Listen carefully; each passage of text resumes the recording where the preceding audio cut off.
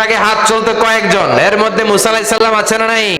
মালাকুল মাউত মানুষের আকৃতিতে অনুমতি না নিয়ে ঘরের ভেতরে ঢুকে বলে, আনা মালাকুল মাউত, আমি মৃত্যুর ফেরেশতা। তো কি চাও?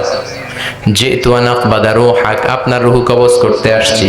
কিন্তু মুসা আলাইহিস সালাম দেখতেছেন দিব্যি একজন, এতদিন সব মানুষগুলো আমারে দেখলে দিত দৌড়, আজকে মনে হয় আমারে দিতে হবে দৌড়। এক পা আগায় দুই পা পেছায় সাহস করে সামনে গেলেন।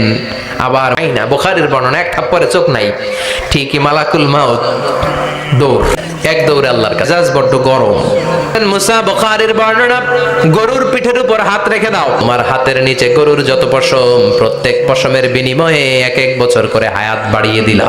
সাল্লাম অনেক চালাক নবী, উনি বললেন, আল্লাহ আমার হাতের নিচে যদি গরুর 2000 পশম থাকে, তার মানে 2000 বছর হায়াত বাড়িয়ে দিলেন, কিন্তু এক্সট্রা হায়াত যখন শেষ হয়ে যাবে এরপরে কি হবে?